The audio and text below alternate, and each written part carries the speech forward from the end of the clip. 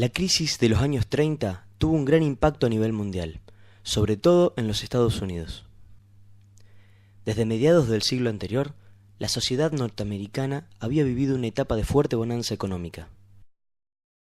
El país había llegado a posicionarse como la primera potencia mundial y el entusiasmo y la fe en la ciencia y el progreso había invadido la vida de los estadounidenses. Pero con la caída de la bolsa de Wall Street aumenta el desempleo y se funden la mayoría de las fábricas. Las grandes ciudades, que habían crecido de la mano de la industria, se ven desprovistas de la mayor fuente de trabajo y los niveles de vida se derrumban.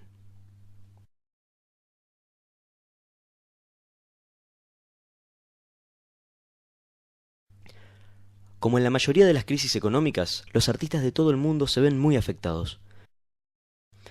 La pérdida de fe en el racionalismo y los horrores producidos por la Primera Guerra Mundial hacen que el arte rechace las premisas lógicas y a las vanguardias que los representan de alguna forma, como por ejemplo el cubismo. ¿Cómo puede mostrarse la irracionalidad del mundo desde un arte racional? ¿Cómo sería posible expresar tantos nuevos sentimientos sin acudir a técnicas aún desconocidas? Surge entre los artistas la necesidad de un nuevo enfoque, un rechazo a la racionalidad y al naturalismo que deje más libertad de ensayo, prueba y error. Es una estética que repudia la hegemonía del intelecto. Y como ha sucedido a lo largo de la historia occidental, la alternativa a la razón es encontrada en los sentidos, en el sentimiento.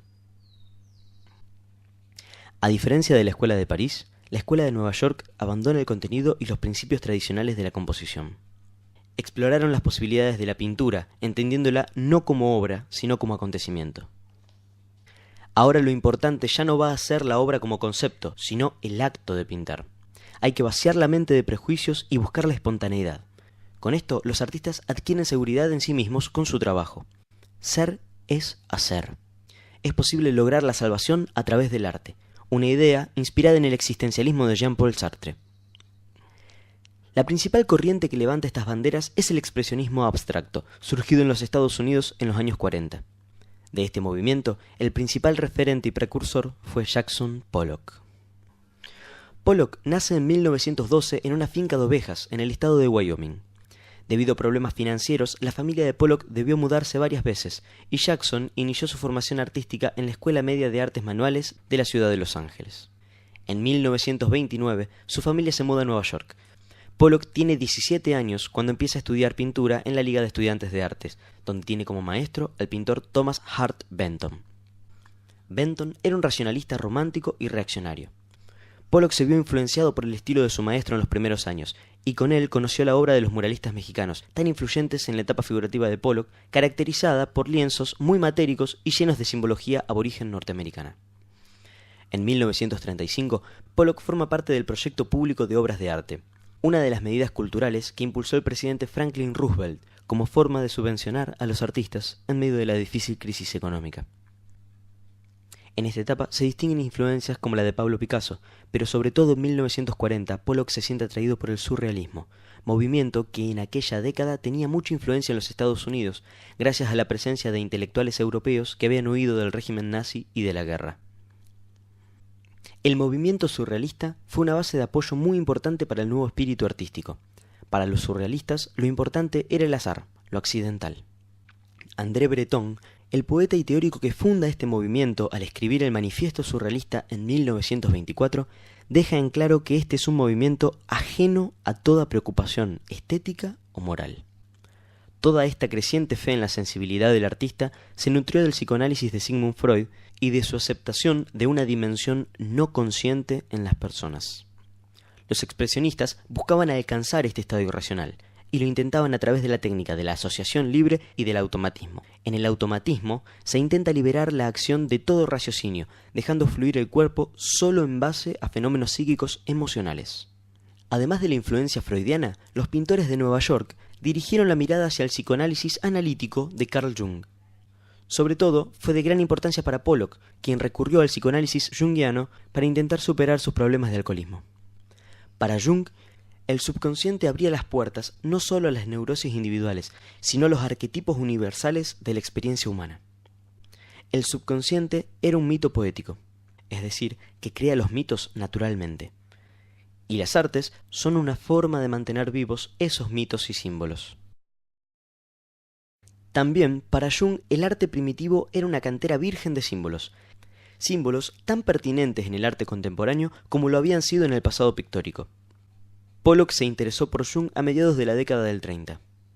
Comparó el arte contemporáneo con la pintura indígena norteamericana, elogiando a los indios por su capacidad de obtener imágenes apropiadas y por su comprensión de todo lo que constituye la temática pictórica. En la pintura La mujer luna corta el círculo se puede distinguir un penacho indio en la cabeza de la figura femenina. En 1946, Penny Guggenheim, una afamada coleccionista de arte, le propone hacer su primera exposición exclusiva. Esta sería la primera de muchas. A partir de entonces, su estilo se vuelve más libre, inclinándose por la abstracción de las formas, pero sin abandonar del todo el lenguaje figurativo. Las imágenes de Pollock se basan en formas biomórficas, relacionadas con estructuras de plantas y animales, con símbolos primitivos o con formas que salen de un tratamiento libre de la pintura, y sobre todo con modelos semiconscientes del automatismo. Recién en 1947 su arte se vuelve netamente abstracto, experimentando sobre todo con la innovadora técnica del action painting. Con esta, Pollock se sitúa físicamente sobre la obra, expande el lienzo en el suelo y gotea pintura sobre él a partir de movimientos firmes, bruscos y autómatas con el pincel, mientras el autor recorre la obra sincronizándose a sí mismo con el movimiento de la pintura. Al mismo tiempo, desarrolla el drip painting, una técnica utilizada por primera vez por Hans Hofmann, pero que fue Pollock quien la explotó. Con el dripping logra utilizar la pintura en su propio peso y dinamismo puro, al agujerear los tarros y dejarla gotear con movimientos bruscos y en direcciones cambiantes. También mezcla pigmentos con arena y vidrio molido para obtener texturas más corpóreas. Los resultados acabarían siendo sorprendentes composiciones que no tienen un centro concreto, porque el lienzo se recorta posteriormente para adaptarlo al soporte en el que se lo coloque. Esta técnica marcaría para siempre a la mayoría de los artistas jóvenes de mediados del siglo XX. Pollock, más que ninguno de sus contemporáneos, se animó a probar sus ideas hasta el límite. Esta autenticidad, llevada incluso hasta el punto de la autodestrucción, ejerce tanta influencia como su obra. Su trabajo está más que nada comprometido con la honestidad emocional y fue de gran referencia para los artistas de su época, porque sus obras ponían sobre la mesa muchas de las preocupaciones estéticas del momento. En medio de una crisis personal, vuelve al alcoholismo en 1953, abandona su pintura de goteo y retoma el figurativismo. Su carrera se vio súbitamente interrumpida cuando fallece en un accidente de coche en 1956. Jackson Pollock conquistó el éxito estando en vida, pero le resultó difícil sobrellevarlo. Sufrió problemas de alcoholismo y murió en la cima de su éxito. Viajó mucho y recorrió grandes paisajes americanos. Hoy día, sus obras siguen siendo las más buscadas por los coleccionistas de arte, al mismo tiempo que se sitúan en los primeros puestos del ranking mundial de precios.